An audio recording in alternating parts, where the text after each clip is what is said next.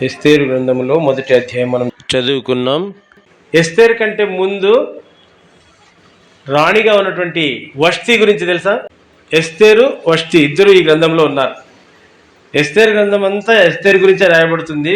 మొదటి అధ్యాయంలో మాత్రము వష్తి గురించి రాయబడింది. వష్తి మహారాణి. వష్తి తర్వాత ఎస్తేరు రాణి అయింది. ఎస్తేరు చాలా భక్తిపరురాలు, చాలా మంచిది, చాలా దయగలిగినటువంటి స్త్రీ మనకు తెలుసు. సరే, వష్టి గురించి మనం ఈ మొదటి అధ్యాయంలో చదువుకున్నాం. రాణి వష్టి మంచిదా కాదా మీరు చెప్పాలా? ఎస్తేరు మొదటి అధ్యాయంలో 16వ వచనం చదవండి. మెమూకాన్ అనేటువంటి వ్యక్తి ఇక్కడ చెప్తున్నాడు. మెమూకాను రాజు ఎదుటను ప్రధానుల ఎదుటను ఇలాగూ ప్రత్యుత్తరం ఇచ్చాను. రాణి అయిన వష్టి రాజు ఎడల మాత్రము కాదు, రాజైన అహష్వేరోషు యొక్క సకల సంస్థానములలో నుండి అధిపతులందరి ఎడలను జనులందరి ఎడలను నేరస్తురాలాయను. ఏమైందంట వష్టి? ఎవరికి నేరస్తురాలైందంట? రాజ్యంలో ఉండే అందరికీ. ఏం చేసింది ఆమె నేరం? ఈ మెమూకాన్ చెప్తున్నాడు కదా, తెలుసుకోవాలి ఇవన్నీ. రాజు ఆయన ప్రపంచాన్నే ఏలినాడు. ఎన్ని సంస్థానాలంట? మొదటి వచనం చదవండి. అహష్వేరోషు రాజుకు ఎన్ని సంస్థానాలు ఉన్నాయంట, ఎన్ని రాజ్యాలు ఉన్నాయంట, ఎంతమంది సామంతులు ఉన్నారో ఇక్కడ రాయబడుతుంది. చదవండి. జరిగిన చర్యల వివరము హిందూ దేశం మొదలుకొని కుషు దేశం వరకు ఎన్ని సంస్థానాలు ఉన్నాయన్నా? 127 సంస్థానములను అహష్వేరోషు ఏలెను. ఈ రాజు ఎంత గొప్పవాడో చూడండి. 127 సంస్థానాలు. ఎక్కడి నుంచి ఎక్కడి వరకు? కూషు దేశం. ఎక్కడ కూషు దేశం అంటే? ఐగుప్తు దేశం, ఇజ్రాయెల్ దేశానికి అవతలు ఉంటుంది. ఇక్కడ హిందూ దేశం మనది. మన దేశాన్ని కూడా వెళ్ళినాడంట. ఆయన ఎక్కడో మధ్యలో ఉన్నాడు. పారసీక దేశపు రాజు ఆయన. అంటే ఇప్పుడు ఇరాన్, ఇరాక్ దేశాలు ఉన్నాయి కదా, అక్కడ ఆయన సంస్థానం. అక్కడి నుంచి చుట్టూ ప్రపంచమంతటిని పరిపాలన చేసినాడు. అటువంటి వ్యక్తి సామాన్యుడు ఏంటాడా? గొప్పవాడు ఏంటాడా? జ్ఞానవంతుడు ఏంటాడా? బుద్ధిహీనుడు ఏంటాడా? చెప్పండి. జ్ఞానవంతుడే. జ్ఞానవంతుడు, బలవంతుడు కదా. జ్ఞానము బలము ఉంటేనే ఇంత గొప్ప సామ్రాజ్యాన్ని చక్రవర్తిగా పరిపాలించగలుగుతాడు. పరిపాలన చేస్తూ ఉన్నాడు. ఆయన పరిపాలన మొదలై 3వ సంవత్సరంలో ఆయనకు ఒక తలంపు వచ్చింది. అందరికీ విందు చేయాల. 3 సంవత్సరాలు నేను నా రాజ్యాన్ని విజయవంతంగా పరిపాలన చేసినాను కాబట్టి నన్ను 3వ వచనం చదవండి. 3వ సంవత్సరమున తన అధిపతులకందరికీ సేవకులకు విందు చేయించి పారసీక దేశం యొక్కయు మధ్య దేశం యొక్కయు అంటే మాదియా దేశం యొక్కయు పరాక్రమశాలులను. ఇవి ఒకటి గుర్తుపెట్టుకోండి. పరాక్రమశాలులు ఎంతమంది ఉన్నారో? 127 సంస్థానాలలో ఉండే పరాక్రమశాలను అందరినీ పిలిపించినాడు. తర్వాత ఇంకెవరిని పిలిపించినాడు? గనులు. ఎంతమంది ఉన్నారో గనులు అందరినీ పిలిపించినాడు. ఇంకా అధిపతులు, సంస్థానాధిపతులు అంటే సామంత రాజులు అనొచ్చు. అతని సన్నిధులు ఉన్నారు. అందరినీ పిలిపించాడు. విందు చేసుకుందాం రండి, పండుగ చేసుకుందాం రండి, వేడుక చేసుకుందాం రండి అని. ఒక 500 సంవత్సరాల క్రితమేమో హంపి గురించి 500 సంవత్సరాలు అయింది ఇప్పటికీ హంపి సామ్రాజ్యము స్థాపింపబడి. కాబట్టి తెలుగు రాష్ట్రాల్లో ప్రభుత్వమే ఉత్సవాలు జరిగించింది. ఆంధ్రప్రదేశ్ అంతా. మీకు గుర్తుందా? ఎన్ని రోజులు చేసినారు? 500 సంవత్సరాల క్రితము జరిగిన సామ్రాజ్యంని స్మరించుకుంటూ ఇప్పుడు వీళ్ళు సాంస్కృతిక కార్యక్రమాలు ఊరూరా స్కూళ్ళల్లోనూ ఆఫీసుల్లోనూ చాలా ఘనంగా వేడుకలు జరిగించినారు. చరిత్ర చూస్తే శ్రీకృష్ణదేవరాయలు ప్రతి సంవత్సరం ఉత్సవాలు జరిగించినాడు. బళ్ళారి దగ్గర తోరణగల్ అనే ఊరుంది. తోరణగల్లు అంటే తెలుగులో అర్థం ఏమంటే తోరణాలు కట్టే స్తంభం అని. అక్కడ అప్పట్లో ఊరు లేదు. ఈ తోరణగల్లు నుండి శ్రీకృష్ణదేవరాయల యొక్క అంతఃపురానికి దాదాపు 40 కిలోమీటర్లు. అంటే అంత దూరము మరి తోరణాలు కట్టేవాళ్ళు. మామిడాకులు, అరటాకులు, ఆ రాజ్యానికి సంబంధించినటువంటి జెండాలు ఇవన్నీ కట్టి ఉత్సవాలు జరిగించారు. అంటే ఎంత గొప్ప వైభవమో ఆ రాజ్యం. మనం కూడా చెప్పుకుంటాం కదా మాది రాయలసీమ అని. సరే, మరి ఈ అహశ్వరోషు యొక్క సంస్థానంతో పోల్చుకుంటే హంపి చాలా చిన్నదే మన భారతదేశంలోనే, అది కూడా దక్షిణ భారతదేశంలోనే. ఆయనది భారతదేశం అంతటితో పాటు ఇంకా చాలా దేశాలు ఉన్నాయి, 127 సంస్థానాలు. ఏది గొప్పది? అహశ్వరోషు రాజు యొక్క సంస్థానము, అతని ప్రభావము చాలా గొప్పది. చక్రవర్తి ఆయన. అతనికి తగినట్లుగా అందరినీ పిలిపించి విందు చేస్తా ఉన్నాడు. వేడుకలు ఎన్ని రోజులు చేశాడు తెలుసా? 6 నెలలు చేసినాడంట. చదవండి 4వ వచనం. తన మహిమ గల రాజ్యం యొక్క ఐశ్వర్య ప్రభావమును, తన మాత్యతిశయ ఘనతలను అనేక దినములు అనగా 180 దినములు 180 దినములు ఆయన రాజ్యం యొక్క ప్రభావం ఎంత గొప్పదో దానికి తగినట్లుగా 6 నెలలు 180 రోజులు ఆయన ఉత్సవాలు జరిగించినాడు. ఆ 180 దినములు అయిన తరువాత మళ్ళీ విందంట. 7 రోజులు విందు వాళ్ళందరికీ. ఈ 7 రోజుల విందు ప్రత్యేకత ఏందబ్బా అంటే మద్యం, అన్లిమిటెడ్ మందు. వాళ్ళంతా అక్కడే వచ్చినారు. ఎవరెవరు వచ్చినారు? 3వ వచనంలో ఉంది, పారసిక దేశం యొక్కయు మాధ్య దేశం యొక్కయు పరాక్రమశాలులు. పరాక్రమశాలులు వస్తారు కదా, ఒక్కొక్కరే వస్తారా పరాక్రమశాలులు? అతనికి మంది మార్బలం ఉంటుంది. తర్వాత ఇంకెవరున్నారు? గనులు కూడా ఒక్కొక్కరే పోతారా? గనులు వాళ్ళ యొక్క మంది మార్బలంతో పోయినారు. ఇంకెవరు? సంస్థానాధిపతులు ఒంటరిగా పోతారా? వాళ్ళకు ఒక కాన్వాయ్ ఉంటుంది కదా, అప్పట్లో రథాలు ఉంటాయి. ముందు వెనక సైనికులు, అంగరక్షకులు, వంది మాగదులు వీళ్ళంతా ఉంటారు.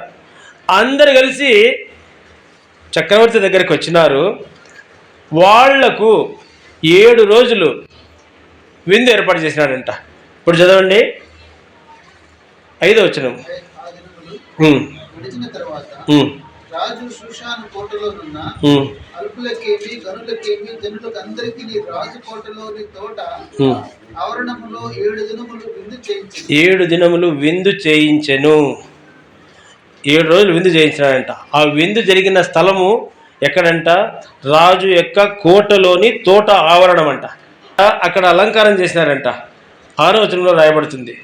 ఈ అలంకారము మనము గమనిస్తే చదవండి. అక్కడ ధవళ ధూమ్ర వర్ణములు గల అవిసేనారాతో చేయబడిన త్రాళ్లతో చలవరాతి స్తంభముల మీద ఉంచబడిన వెండి కమ్ములకు తగిలించిన తెలుపును ఊదారంగును కలిసిన తెరలు వేలాడుచుండెను. మరియు ఎరుపు, తెలుపు, పసుపు, నలుపు అయిన తెలుగురాళ్ల పరిచిన నేల మీద వెండి బంగారమయమైన జలధారు గల పరుపులుండెను. ఇప్పుడు షామీనాలు వేస్తారు కదా, టెంట్లు వేస్తారు కదా పెండిండ్లకి, ఇంకేదైనా కార్యాలకు. ఇక్కడ నుంచి నేర్చుకున్నారు అనుకోవచ్చు. పెద్ద పెద్ద పాలరాతి స్తంభాలంట. అవి కూడా చాలా అందంగా చెక్కబడినటువంటి స్తంభాలు. ఆ స్తంభాలకు కమ్ములు, వెండి కమ్ములకు తగిలించిన తెరలు ఉన్నాయంట. ధవళ ధూమ్రవర్ణములు గల అవిసెనారతో చేయబడిన త్రాళ్లతో చలవరాతి స్తంభముల మీద ఉంచబడిన వెండి కమ్ములకు తగిలించిన తెలుపు, ఊదారంగు కలిసిన తెరలు వేలాడుచుండెను.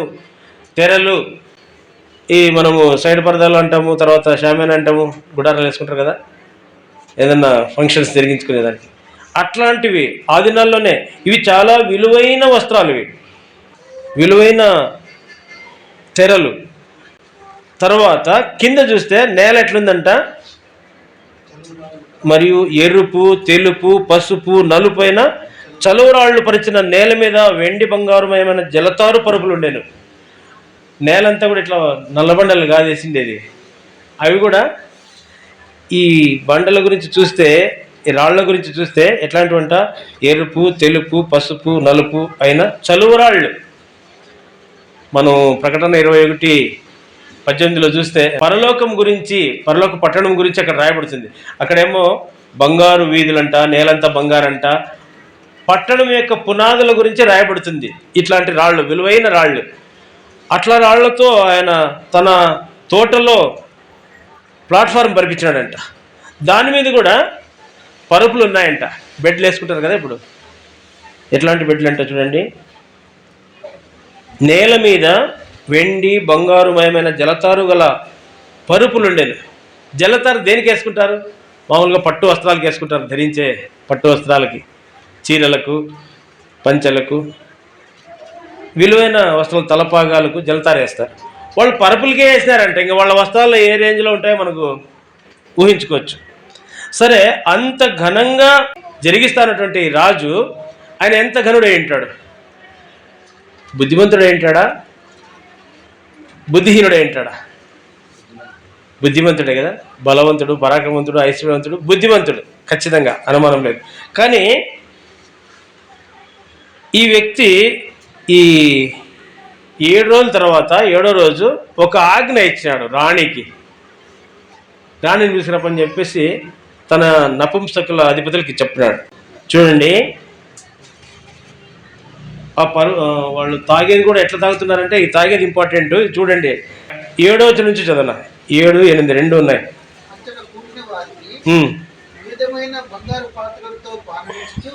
బంగారు పాత్రల్లో ఇస్తున్నారంట. గాజు కాదు, స్టీలు కాదు.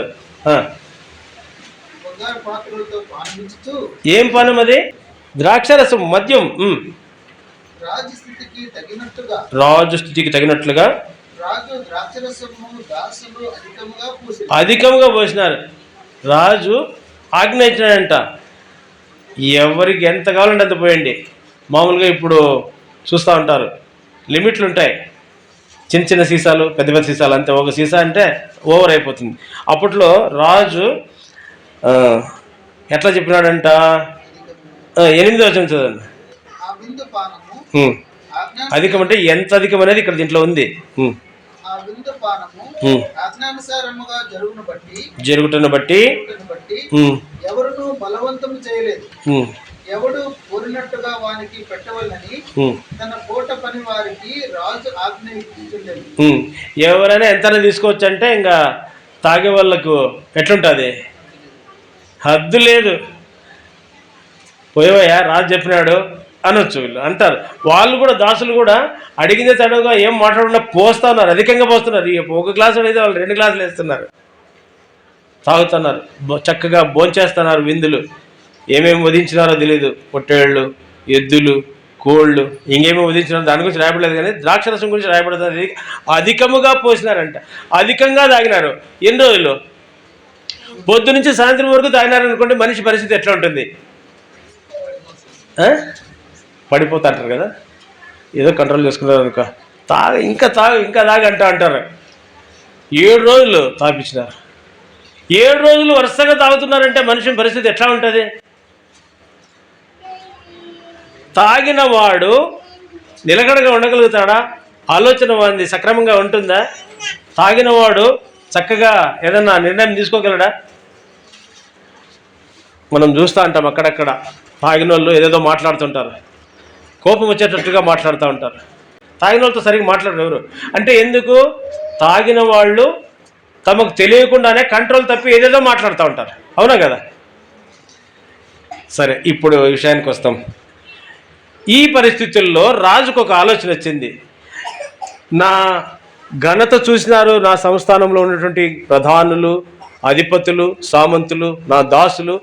నా ప్రభావం చూసినారు, నా ఐశ్వర్యం చూసినారు, నేనిచ్చే మర్యాద చూసినారు, నేనిచ్చే విందు చూసినారు, అన్నీ చూసినారు. ఇంకేం చూడలేదు? నా భార్య యొక్క సౌందర్యం చూడలేదు, రాణి యొక్క సౌందర్యం చూడలేదు. ఆ సౌందర్యాన్ని కూడా వీళ్ళకి చూపిద్దాం అనుకున్నాడు. ఇది మంచి ఆలోచన కాదు. 10వ వచనం చదవండి. 10వ వచనం. 7వ దినమందు రాజు ద్రాక్షారసం తాగి సంతోషంగా ఉన్నప్పుడు కూడి వచ్చిన జనమునకును అధిపతులకును రాణి అయిన వస్తీ యొక్క సౌందర్యమును కనపరచవలని రాజు కిరీటం ధరించుకుని ఆమెను తన సన్నిధికి పిలుచుకొని వచ్చినట్లు రాజైన ఐశ్వర్యవస్తు ఎదుట ఉపచారము చేయి మోహమాను విస్త అర్బోన విత్త అభక్త చేతారు కర్కస్ అను 7 నపుంసకులకు ఆజ్ఞాపించింది. ఆమె సౌందర్యవతి అయిన రాణిని ఏం ఆజ్ఞాపించాడు? 10వ వచనం. కూడి వచ్చిన జనమునకును అధిపతులకును రాణి అయిన వష్టి యొక్క సౌందర్యమును కనపరచవలనని. ఇదేమన్నా కోరిక, ఇదేమన్నా ఆజ్ఞనా? ఎవడన్నా చేస్తాడు ఇట్లా? ఆమె ఎట్లాంటిదంట? సౌందర్యవతి అనేది ఇక్కడ రాయబడింది, కానీ నా అంచనా ప్రకారము రాణి ఆమె కూడా జ్ఞానవంతురాలే. ఇంకా చెప్పాలంటే ఇప్పుడు ఆమె తీసుకున్న నిర్ణయాన్ని బట్టి కూడా ఆమె జ్ఞానవంతురాలే. ఏమంటుంది? రాజు ఇచ్చినటువంటి విందులో రాజు యొక్క అధికారులు అంతా ఉన్నారు, వాళ్ళందరి ముందర నీ సౌందర్యం కనపరచాలంట అని చెప్పి వాళ్ళు చెప్తే నేను రాననింది ఆమె. ఆమె కూడా విందు ఇచ్చింది తన స్త్రీలకు, అంతఃపురంలో ఉండే స్త్రీలకు. ఆమె కూడా విందు ఇచ్చింది. ఆమె విందులో ద్రాక్షరసం ఉన్నట్లుగా లేదు, ద్రాక్షరసం తాగినట్లుగా లేదు. అందుకే ఆమె నిలకడగా ఉంది, నాకు అనిపిస్తూ ఉంది. సరే, ఏమంటుంది? 12వ వచనం చదవండి. రాణి అయిన వస్తి నపుంసకుల చేత ఇయ్యబడిన రాజాజ్ఞ ప్రకారము వచ్చుటకు ఒప్పకపోగా రాజు మిగులు కోపగించింది. అతని కోపము రగులుకొనెను. ఆమె ఇక్కడ తిరస్కరించినట్లుగా కనిపిస్తూ ఉంది, కానీ రాజు యొక్క గౌరవం కోరింది, రాజు యొక్క ఘనతను ఆమె కోరింది. సామాన్య ప్రజల ముందర రాజు యొక్క పట్ట మహిషి రాణి పోయి వాళ్ళ ముందర కనబడితే అదేమంత గౌరవం కాదు, తనకు గౌరవం కాదు, ముఖ్యంగా రాణికి గౌరవం కానే కాదు. పరిపాలన కొరకు సమకూర్చబడిన అధిపతులందరితో మరి సంస్థానాధీశులతో కూడినటువంటి సభలోనికి రాజుతో కూడా రాణి వస్తే అది ఘనత, కానీ తాగుబోతుల విందులోనికి రావడము అది స్త్రీకి కానీ రాణికి కానీ ఘనత కాదు. స్త్రీలకు ఉన్నటువంటి ఘనత, స్త్రీలకు ఉన్నటువంటి విలువ, స్త్రీలకు ఉన్నటువంటి గౌరవము భారతదేశంలో చాలా విలువైంది, గొప్పది.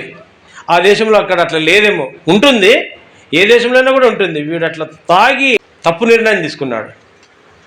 ముస్లిం కంట్రీస్లో చూసుకుంటే కూడా, ఈ పారసీక దేశము వాళ్ళు మనకంటే ఎక్కువగా స్త్రీలను అంటే బయటకు రానివ్వరు. బయటకు వచ్చినా కూడా ముఖం కనపడనీయరు, శరీరం కనపడనీయరు, బురకాయ వేస్తారు. అది ఆ పారసీకము లేదా మధ్య దేశాలు ఆ పక్క అరబ్ కంట్రీస్ నుంచే వచ్చింది. ఆ దేశంలోనే ఈ వ్యక్తి ఉన్నాడు, అక్కడి నుంచే సంస్థానం ఏర్పాటు చేసుకొని పరిపాలన చేస్తున్నాడు. ఈ వ్యక్తికి ఎటువంటి కోరిక వచ్చిందంటే తన భార్యను ప్రజలందరిలో సౌందర్యాన్ని కనపరచాలా అన్నటువంటి తలంపు వచ్చింది. అది ఆమెకు ఇష్టం లేదు. ఏంది రాజు ఇట్లా చేస్తున్నాడు, ఇది తప్పు కదా, అంతఃపుర స్త్రీలు అటు పోకూడదు కదా అని, అయ్యా ఇది తప్పు, నేను రాను పోండి అని చెప్పి పంపించింది. ఇప్పుడు చూడండి రాజు యొక్క ఉద్దేశం. మామూలుగా భార్యలు భర్తల మధ్యలో ఏదైనా కొన్ని అభిప్రాయ భేదాలు వస్తూ ఉంటాయి. భార్య అట్లా కాదు ఇట్లా అంటే గిన ఏం చేస్తావు అబ్బా, కోపగించుకుంటారా? కోపం వస్తుంది, రైట్, మంచిదే. కోపం వచ్చిన తర్వాత భార్యాభర్తలు కలిసి మాట్లాడుకుంటారా, లేకుంటే ఒకేసారి పంచాయతీ పెట్టేస్తారా?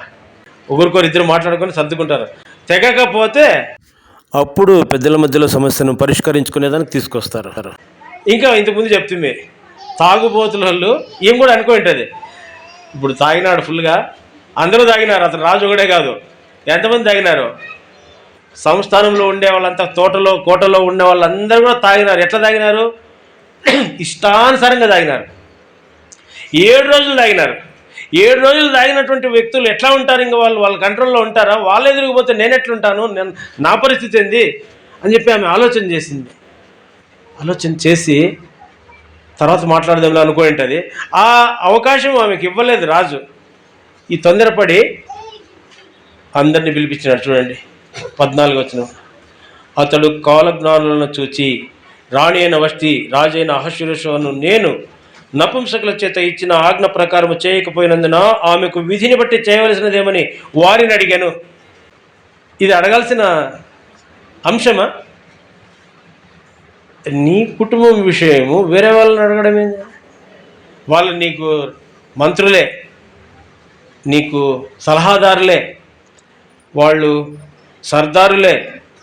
ఇంగ్లీష్ రాయబడింది ప్రిన్సెస్ అని రాయబడింది, ఇంకో దాంట్లో అడ్వైజర్స్ అని రాయబడింది. అట్లా రకరకాలుగా వాళ్ళకు పేర్లు ఉన్నాయి. లీగల్ అడ్వైజర్ అంట, కౌన్సిలర్స్ అని ఇంకొక దాంట్లో రాయబడింది, ఇంకొక ట్రాన్స్లేషన్లో. ఇక్కడ చూస్తే కాలజ్ఞానులు అంట, వాళ్ళు 7 మంది ఉన్నారంట. వాళ్ళు కూడా చదవండి. వాళ్ళని అడిగితే వాళ్ళు ఏం చెప్తున్నారు? 15వ వచనం నుంచి చదవండి. అతని సన్నిధి నుండి ఉమ్, రాజు ముఖము ఉమ్, రాజ్యమందు ప్రథమ పీఠముల మీద కూర్చుండు ఉమ్. వార్షికుల యొక్కయు మాదీయుల యొక్కయు ఉమ్, 7 ప్రధానులు. ఎవరనగా ఉమ్, దర్శన ప్రధానులంట. వీళ్ళను ఇంగ్లీష్లో చూస్తే ఒక్కొక్క వర్షన్లో ఒక్కొక్క పదం ఉంది. ప్రధానులని ఇక్కడుంది, రకరకాలుగా అట్లున్నాయి. చదువు బ్రదర్. దర్శన ఉమ్, షేతారు ఉమ్, అద్మాత ఉమ్, తర్షీషు ఉమ్, మేరేను ఉమ్. మార్షేనా మెరేసు అని ఉండాలి అది. ఉమ్,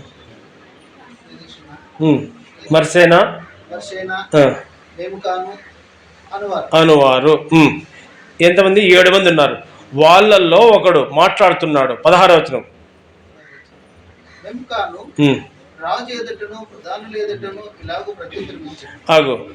మెమూకాన్ అనేవాడు మాట్లాడుతున్నాడు. రాజు ఎదుటను ప్రధానుల ఎదుటను ఇలాగ ప్రత్యుత్తరం ఇచ్చినాడు. మెమూకాన్ అనేవాడు ఎన్నోవాడు? అతను ఒక సలహాదారు. ఎన్నోవాడు చెప్పండి. పేర్లు అన్నీ ఉన్నాయి కదా. 7వ వాడు. 7 మందిలో చివరివాడు. సాధారణంగా పెద్ద వయసు వాళ్ళు ఫస్ట్ ఉంటారు, లాస్ట్లో చిన్నవాడు. ఈ చిన్నవాడు లేదా చివరివాడు మాట్లాడుతున్నాడు. వాళ్ళంతా ఊరికే ఉన్నారు. ఇది చాలా చిక్కు ప్రశ్న. దీన్ని మనం మాట్లాడితే ఎట్లా అనుకున్నారో ఏమో తెలీదు. ముందున్నటువంటి జ్ఞానులు లేదా సలహాదారులు, వాళ్ళల్లో 7వ వాడు తొందరపడి మాట్లాడుతున్నాడు. తోడు చదవండి. 17. ఏదైనగా ఉమ్, రాజైన ఐశ్వర్యోషు తన రాణి అయిన వస్తీని తన సన్నిధికి పిలుచుకొని ఉమ్, రాములని ఆజ్ఞాపింపగా ఉమ్, ఆమె రాలేదన్న సంగతి బయలుపడగానే ఉమ్, స్త్రీలందరూ దాని విని ఉమ్, ముఖం ఎదుటనే తమ పురుషులను తిరస్కారము చేయుదురు. ఉమ్. తిరస్కారం చేస్తారమన్నా? ఇదని చెప్తా ఉండేటువంటి మాట. 17 చదివినావు కదా నువ్వు.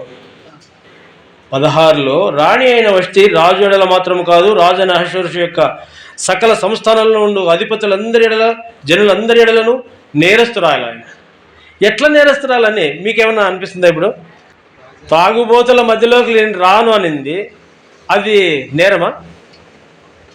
నువ్వు తాకోకుండా ఉన్నాడైతే గిన్నా ఏం చెప్తావు? లింగనా ఏం చెప్తావు? రాకుండా ఉండడం మంచిదా, వచ్చేది మంచిదే? మీరేమంటారు? నేరస్తురాల మాదిరి కనిపిస్తుందా మీకు? నాకేమనిపిస్తుంది అంటే ఈ మెమూకాన్ అనేవాడు కూడా ఇవి ఎక్కువ తాగినాడేమో, ఈ నోటికి వచ్చింది వాగేస్తున్నాడు. రాజు భార్య రాణి ఆమె, ఒరే మమ్మల్ని పరిపాలించేదామె, మాకు తల్లి లాంటిదే, ఆమెను నేరస్తురాలని ఎట్లా అనాలా అనేది కూడా రాలే వానికి. ఏమంటున్నాడు? నీ ఎడల మాత్రమే కాదు రాజా, మా ఎడల, జనులందరి ఎడల నేరస్తురాలంటాడు. నేరం అంటే ఏం నేరం చేసింది? మీరైతే ఏం చెప్తారు ఆ మాటకి? మీరు అర్థం చేసుకోవాలని చెప్తున్నా. నేను మిమ్మల్ని అడుగుతున్నా, మీరు వినాలా? నన్ను అడిగితే నేనేం చెప్తానంటే గినా, రాజా మీ కుటుంబం అది, మీరిద్దరూ మాట్లాడుకోవాలా, బయటికి తీసుకురాకూడదు, వేరే వాళ్ళు వినకూడదు, సంసారంది ఇంకొకరు వినకూడదు, ఇంకొకరు చూడకూడదు, మీరు పరిష్కారం చేసుకుంటే మా దగ్గర వరకు తీసుకురాకూడదు. ఇదే రాజు యొక్క ప్రవర్తన తన 2వ రాణి ఎస్తేరు యొక్క విషయంలో ఏ విధంగా ఉందో చూడండి. ఎస్తేరు గ్రంథము 4వ అధ్యాయం 16వ వచనంలో ఎస్తేరు చెప్తుంది, నేను రాజు సన్నిధికి వెళ్ళుట న్యాయ వ్యతిరేక్తంగా ఉన్నప్పటికీ నేను వెళ్తాను, నేను నశిస్తానంటుంది. కానీ రాజు బంగారు రాజదండం చూపిస్తాడు. వష్టి విషయం చూస్తే మించిపోయిందా ఇప్పుడు ఆయన రాజుకి? వాళ్ళందరి మధ్యలో వేసేదానికి అందరి మధ్యలోకి తెచ్చేసినాడు ఆయన. అందుకే యేసు ఏం చెప్తాడంటే లూకా 21:34లో, మత్తు వలనను ఐహిక విచారముల వలనను మందంగా ఉండకుండా జాగ్రత్త చూసుకోండి అంటాడు. ఆత్మీయ విషయాలతో పాటు భౌతిక విషయాలు కూడా జాగ్రత్తగా ఉండాలా. కానీ ఈ రాజు అంత జరుగుతూ ఉన్నా కూడా వాళ్ళ మాటనే సరే అంటున్నాడు. మళ్ళీ ఎట్లా చేయాలబ్బా అంటే తీర్మానం చేసినారు. ఏమని తీర్మానం చేసినారు చూడండి. 19వ వచనం, రాజునకు సమ్మతి అయిన వష్టి రాజైన అహష్వేరోషు సన్నిధికి ఇకను రాకూడదని తన ఎద్దు నుండి ఒక రాజాజ్ఞ పుట్టవలెను.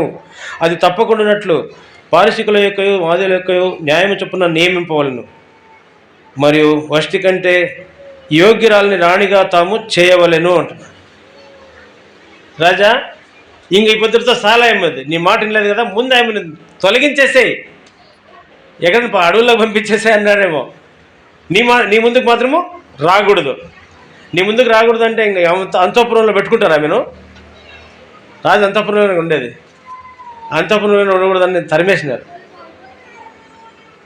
అంటే విడదీసినారు. This is the condition of drunken king and his drunken advisers. తర్వాత ఈ సలహా మెముకాన్ అనేవాడు ఇస్తున్నాడు. ఈ సలహా అందరికీ నచ్చిందంట, రాజుకు నచ్చింది. తర్వాత 21 వచ్చింది చూడండి. అనుకూలముగా ఉండేది కనుక అతడు మెముకాను మాట ప్రకారం చేశాడు. ప్రతి పురుషుడు రాజు ఈ సంగతి రాజునకును అధిపతులకును అనుకూలముగా ఉండేది కనుక అతడు మెముకాను మాట ప్రకారంగా చేశాడు. అంతే, చేసేసినాడు, ఇంకా పంపించేసినాడు. రాజు సలహాదారులు సరైనోళ్ళు కాకపోతే, అంటే మత్తులైతే పరిణామాలు ఇట్లే ఉంటాయి. అధిపతులు అందరూ అంతమంది ఉన్నారు, వాళ్ళనే చెప్పొచ్చు కదా సలహా. రాజా, మేము మా ఇళ్ళల్లో ఆడవారిని బయటికి తీసుకురావాలంటే మాకు మనసు ఒప్పదు, అది మంచిది కాదు అని చెప్పాలి కదా. అది కూడా తాగుబోతుల మధ్యలోకి, తాగుతూ ఉండి వాళ్ళు కంట్రోల్ తప్పినటువంటి మనుషుల మధ్యలోకి తీసుకురాకూడదని ఒకరైనా చెప్పాలి కదా. అంటే అందరూ ఏకంగా ఏమైపోయినారు? కరెక్ట్, చదువు మాట.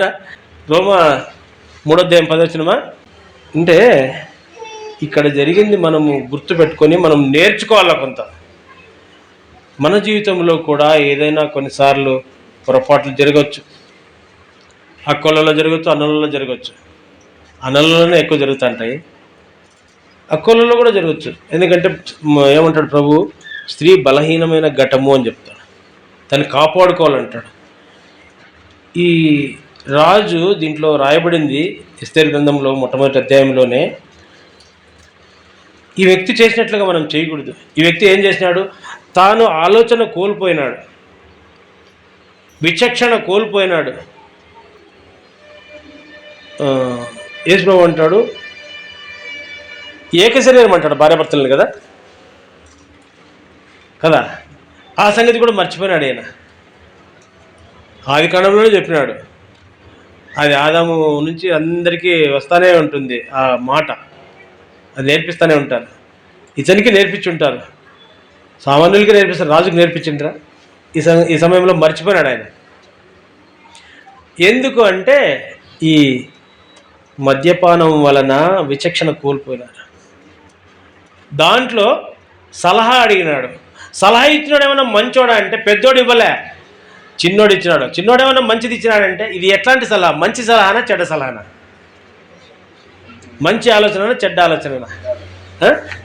చెడ్డ ఆలోచన. ఈ మెముకాన్ అనేవాడు చెడ్డ ఆలోచన ఇచ్చినాడు, రాజు దాన్ని ఆచరించినాడు. మనము కూడా అనేక సార్లు మనకు సమస్యలు వచ్చినప్పుడు, ఇబ్బందులు వచ్చినప్పుడు, మనకు వివేచన రాకపోతే, ఆలోచన రాకపోతే మనకు దగ్గరలో ఉన్నటువంటి సహోదరులను ఎవరినో ఒకరిని సలహా అడుగుతాం, లేకుంటే మన పరిస్థితి చూసి ఎవరో ఒకరు వచ్చి సలహా ఇస్తారు. ఆ సలహాలు కొన్నిసార్లు బాగా కనిపిస్తాయి. ఈ రాజుకు బాగా కనిపించింది కదా. సొలొమోను కుమారుని పేరు ఏం పేరు చెప్పండి? సొలొమోను, దావీదు కుమారుడు సొలొమోను పట్టాభిషేకం పొందినాడు. సొలొమోను తర్వాత సొలొమోను కుమారుడు రాజు అయినాడు. ఆయన పేరు ఏం పేరు? రెహబాం. చదవండి అన్నమాట. మొదటి రాజుల గ్రంథం 12వ అధ్యాయం. మొదటి రాజులు 12వ అధ్యాయము 10వ వచనం. అతనికి కూడా చాలామంది మంచి ఆలోచనకర్తలు ఉన్నారు, పెద్దలైన ఆలోచనకర్తలు ఉన్నారు, తండ్రి యొక్క ఆలోచనకర్తలు మంత్రులు ఉన్నారు. వాళ్ళ సలహా తీసుకోకుండా తన స్నేహితులను మంత్రులుగా పెట్టుకొని, సలహాదారులుగా పెట్టుకొని సలహా అడుగుతున్నాడు. ఇజ్రాయెల్ ప్రజలందరూ వచ్చి, మీ తండ్రి అయిన సొలొమోను మమ్మల్ని కఠినంగా పరిపాలన చేసినాడు, నువ్వెట్లా పరిపాలన చేస్తావని అడిగితే రెహబాం ఇచ్చిన సమాధానం చూడండి. మొదటి రాజులు 12:12. 3వ దినమందు నా యొద్దకు రండి అని రాజు నిర్ణయం చేసినట్లు యారోబామును జనులందరూ ఉమ్, 3వ దినమున రేబాము నొద్దకు వచ్చిరి. ఉమ్. అప్పుడు రాజు పెద్దలు చెప్పిన ఆలోచనను నిర్లక్ష్యపెట్టి యవనులు చెప్పిన ఆలోచన చొప్పున వారికి కఠినంగా ప్రత్యుత్తరమిచ్చు ఇట్లు ఆజ్ఞాపించాడు. నా తండ్రి మీ కాడిని బరువుగా చేసిన గాని నేను మీ కాడిని మరీ బరువుగా చేయుదును. నా తండ్రి చబుకులతో మిమ్మల్ని శిక్షించను గాని నేను కొరడాలతో మిమ్మల్ని శిక్షించుదును. జనులు చేసిన మనవిని రాజు ఈ ప్రకారము అంగీకరింపకపోయి. చాలు. ఈ సలహా యవనుల ద్వారా తీసుకొని జనులకు ప్రత్యుత్తరం ఇచ్చినాడు. ఇది మంచిదే చెడ్డదా? మీరు చూడండి, ఇది చాలా చెడ్డ సలహా. వాళ్ళకి ఏం అనుభవం లేదు, వాళ్ళకి ఏదో తోచింది చెప్పినారు. వాళ్ళు కూడా బహుశా రాజుతో పాటు విందులు వినోదాలలో ఉండి ఉంటారు. వాళ్లకు అనుభవం లేదు, వాళ్ళకు తోచినట్లుగా చెప్తా వచ్చినారు. పెద్దలు ముందు చెప్పినారు, అయ్యా నువ్వు ఈరోజు ఒక్కరోజు వాళ్లకు దాసుడుగా ఉంటే జీవితాంతం వాళ్ళు మీకు దాసులు అవుతారయ్యా అని చెప్తే వాళ్ళ మాటను నిర్లక్ష్య పెట్టినాడు ఈ రెహబాం. కనుక చాలా కష్టపడినాడు ఆయన. యూదా గోత్రము బెన్యామీను గోత్రం మాత్రమే ఆయనకు వచ్చింది, కానీ మిగిలిన 10 గోత్రాలు పక్కకి వెళ్ళిపోయినాయి. యెరోబాము అనేవాడు తీసుకుని వెళ్ళిపోయినాడు. అంటే ఈయన చెప్పిన ఉత్తరాన్ని బట్టి, ఆ ఉత్తరం ఎట్లొచ్చింది? స్నేహితులు లేదా చిన్నవారి అనుభవం లేని వారి సలహాను తీసుకున్న దాన్ని బట్టి తాను రాజ్యాన్ని కోల్పోవలసి వచ్చింది. యెరోబాము అనేవాడు ఇంకా చెడ్డ ఆలోచన చెప్పినాడు ప్రజలకు. వాళ్ళని 10 గోత్రాలను అక్కడ తీసుకుపోయినాడు. 10 గోత్రాలు తీసుకుని పోయిన తర్వాత వాళ్ళు యెరూషలేములో వాళ్ళ ఆరాధన, వాళ్ళ మందిరం ఎక్కడుంది? యెరూషలేములో దేవుని ఆరాధనకు, పస్కా పండుగ అయితేనేమి ఇతర వాళ్ళు దేవుని ఆరాధించడానికి వెళ్ళవలసిన స్థలము యెరూషలేము. దాని నుంచి బేర్షెబా వరకు వాళ్ళు ప్రజలు వెళ్తా ఉంటే ఈ యెరోబాము ఏం చేసినాడు? ఈ ప్రజలంతా అక్కడ పోతే నా మీద గురిపోతుంది, ఎప్పుడో ఒకసారి మళ్ళీ మొదటి రాజు రెహబాము దగ్గరికి వెళ్ళిపోతారు, అట్లా ఉండకూడదని చెప్పేసి వాళ్ళను యెరూషలేము పోకోకుండా మీకు ఇక్కడే చేస్తారని చెప్పేసి 2 గుడులు కట్టించినాడు. దానిలో ఒకటి ఇంకో చోట చూడండి అన్నమాట. ఇదే అధ్యాయంలోనే చూడండి, మొదటి రాజులు 12వ అధ్యాయం 28వ వచనం చదవండి. ఆలోచన చేసి 2 బంగారపు దూడలను చేయించి జనులను పిలిచి యెరూషలేమునకు పోవుట మీకు బహు కష్టము, మీకు చాలా కష్టమవుతుందా? అంత దూరం ఆడబోతారు, నడిచిపోల్లా, ఆటోలు లేవు, బస్సులు లేవు, ఆడబోతారు అని చెప్పి ఐగుప్తు దేశంలో నుండి మిమ్మల్ని రప్పించిన మీ దేవుడు ఇదే అని చెప్పి, ఆ ఐగుప్తు దేశం నుండి మిమ్మల్ని రప్పించిన మీ దేవుడు యెహోవా ఇదే అని చెప్పి 2 దూడలు చేసినాడు. చేసి ఒకటి బేతేలు నందును ఒకటి దాను నందును ఉంచినాడు.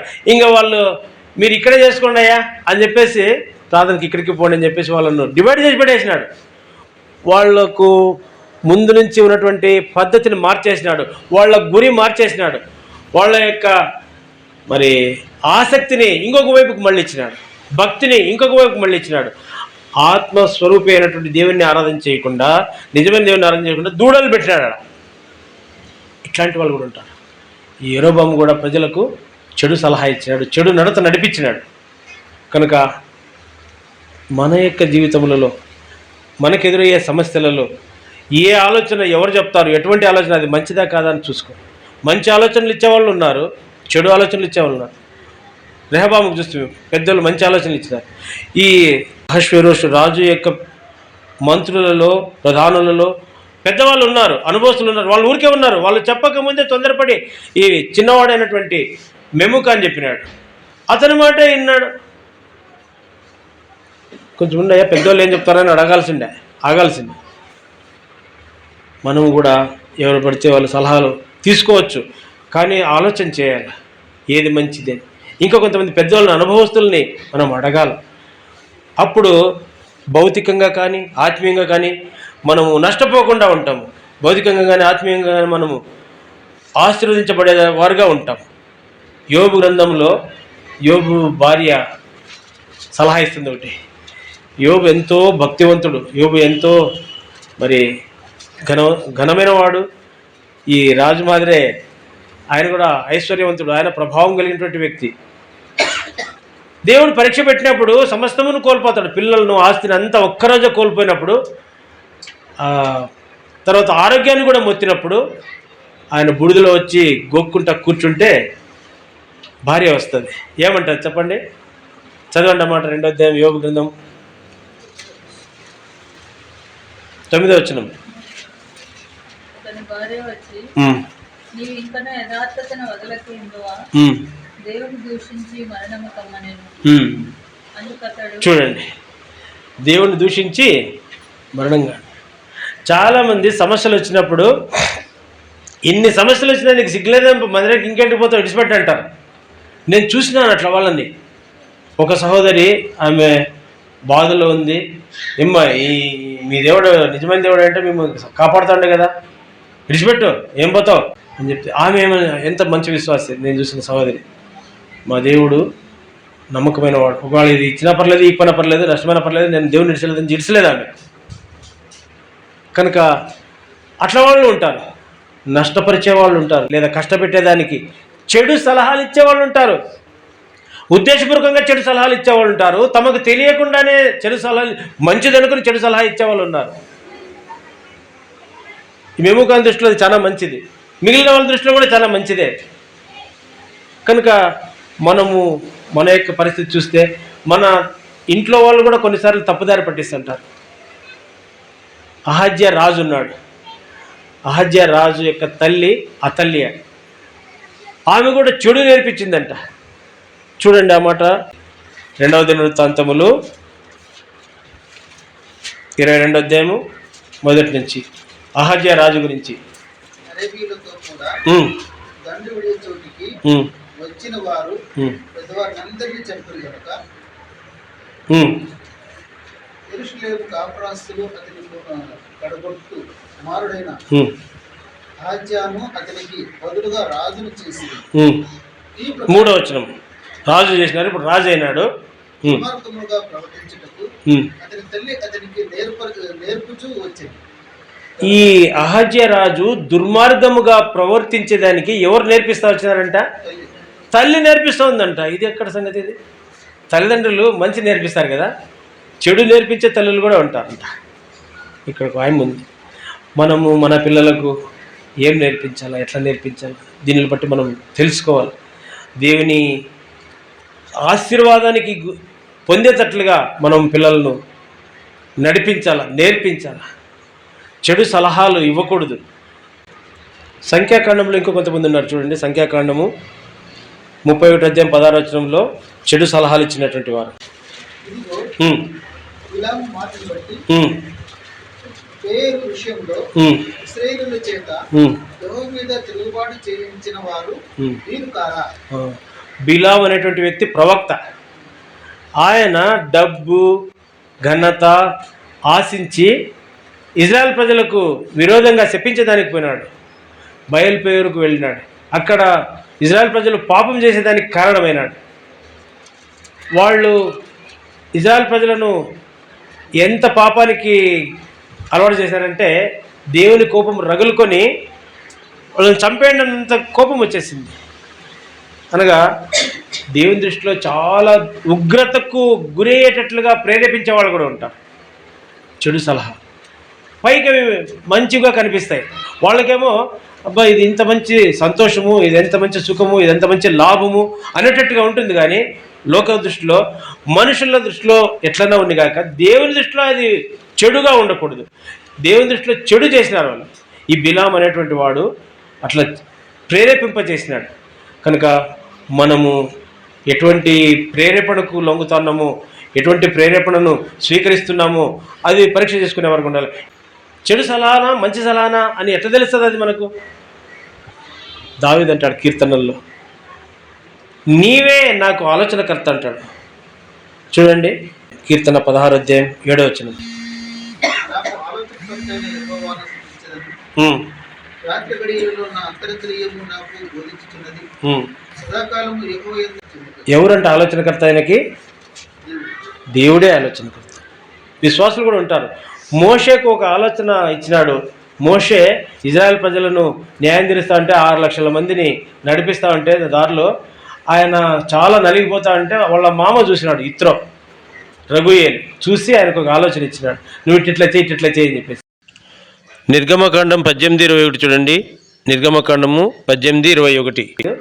రఘుయేల్ కూడా చాలా మంచి సలహా ఇస్తాడు. అట్లా చాలామంది భక్తులు ప్రవక్తలు మనకు సలహాలు ఇచ్చేదానికి నడిపించేదానికి ఉన్నారు. వాళ్ళ సలహా అనేక సార్లు అది చెడ్డగా కనిపిస్తుంది. మోషే దాన్ని స్వీకరించినాడు. నేను దేవుని చేత ఏర్పాటు చేయబడినటువంటి వ్యక్తి కదా, నాకే సలహా ఇస్తారా అనుకోలే ఆయన.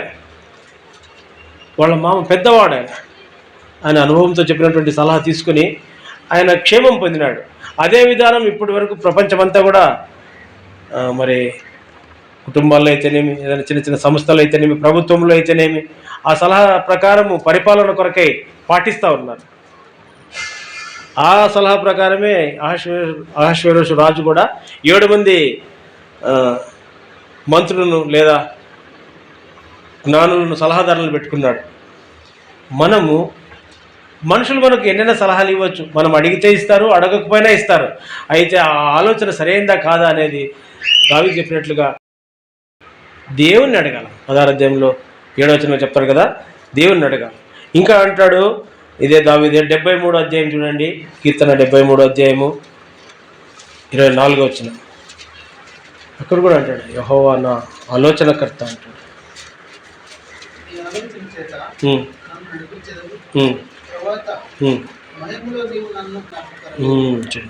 తర్వాత యెషయా గ్రంథం 11వ అధ్యాయం, యెషయా గ్రంథం 11వ అధ్యాయం 2వ వచనం చదవండి. యెహోవా ఆత్మ జ్ఞాన వివేకములకు ఆధారములకు ఆత్మ అంట. కనుక ఆయన దగ్గరికే మనం పోవాలి. ఇర్మియా 32:19. ఆలోచన విషయంలో నీవే గొప్పవాడు దేవుని గురించి చెప్తాడు భక్తుడు.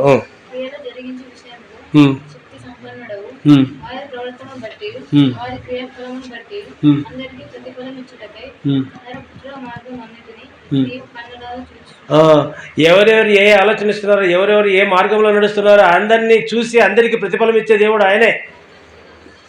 అందరికీ ఆలోచన చెప్పేవాడు ఆయనే. కనుక ఆయనేం చెప్తాడంటే ఒకరితో సలహా కాదు.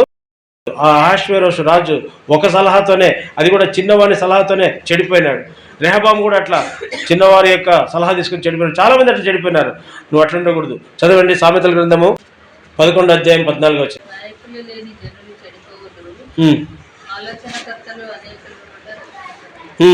తర్వాత 12:15 కూడా,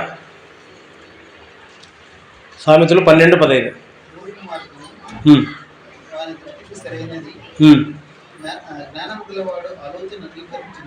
జ్ఞానం గలవాడు ఆలోచనను అంగీకరిస్తాడంట. ఏది పడితే అది కాదు. ఇదే సామెతలోనే 13వ అధ్యాయం 10వ వచనం.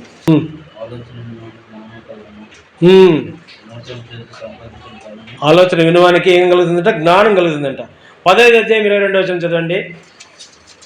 సామెతలు ఆలోచన చెప్పువారు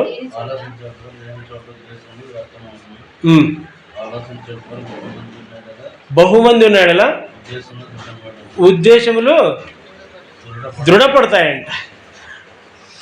అనేకులు ఉన్నారు కానీ వాళ్ళ సలహా తీసుకోలే అహశ్వేరోషు. దేవుని సలహా అసలు తీసుకోలే. ఎందుకంటే మత్తులో ఉన్నాడు. లోకపు మత్తు, ఐహిక విచారముల మత్తు మనుషులకు ఉంటాయి. అహశ్వేరోషు రాజేమో అతని సంస్థానంలో ఉన్నటువంటి వాళ్ళందరూ కూడా మద్యపు మత్తులో ఉన్నారు. ఈ దినాల్లో మద్యపు మత్తులో ఉన్న వాళ్ళు ఉన్నారు. అయితే విశ్వాసులు ఐహిక విచారం అనేటువంటి మత్తులో ఉంటారంట. ఐహిక విచారము, ఈ లోక సంబంధమైనటువంటి బరువు బాధ్యతలు ప్రభు చెప్తాడు. కనుక మనము జాగ్రత్తగా ఉండాలి. మనము ఏ సమస్య వచ్చినా మన నిర్ణయం కాదు, మన తలంపు కాదు, ఇతరుల సలహా కాదు, పెద్దల సలహా తీసుకోవచ్చు. అది కూడా ఒకరిది కాదు, అనేకుల సలహా తీసుకోవాలి. తర్వాత దేవుని సలహా ప్రాముఖ్యమైనది. కుటుంబ విషయాలు అయితే ఎవరి దగ్గరికి పోకూడదు, దేవుని దగ్గరికే వెళ్ళాలి. వాళ్ళ మధ్యలో ఎవరు రాకూడదు, దేవుడే ఉండాలి. కనుక ఈ రాజు బుద్ధిహీనంగా ప్రవర్తించిన మనం అట్లా ఉండకూడదు. కుటుంబ విషయంలో కానీ, సంఘం విషయంలో కానీ, మన ఆత్మీయ జీవితం విషయంలో కానీ, బయట మన పనిచేసే సమయ పరిస్థితుల్లో కానీ ఎక్కడైనా సరే సమాజంలో మనము ఎవరి సలహా తీసుకుంటున్నాం? అనేకులైతే లోకంలో చిన్నవారి సలహా తీసుకుంటున్నారు. ఆ చిన్నవారు ఇచ్చే చెడు సలహాలే మంచిగా కనబడుతున్నాయి, అనుకూలంగా కనబడుతున్నాయి. అందుకే వ్యక్తిగతంగా చెడిపోతున్నారు, కుటుంబంగా చెడిపోతున్నారు, సంఘాలు కూడా చెడిపోతూ ఉన్నాయి. కనుక మనమైతే అట్లా ఉండకూడదు. మనము దేవుని పిల్లలుగా, దేవుని ఆశీర్వాదం పొందేవారుగా, దేవుని యొక్క మహిమ, దేవుని యొక్క ఘనత, దేవుని యొక్క ప్రభావము కనపరిచేవారుగా ఉండాలి. లోక సంబంధమైన ఘనత ప్రభావము కాదు కానీ, లోక సంబంధమైనటువంటి ఆర్భాటము కాదు కానీ, ఆత్మ సంబంధమైనటువంటి ఐశ్వర్యములోనికి, ఆత్మ సంబంధమైనటువంటి ఎదుగుదలలోనికి మనము దినదినము మరి ఎదుగుతూ ఉండాలి. దేవుడు మనకట్లు సహాయం చేయను గాక. చివరిగా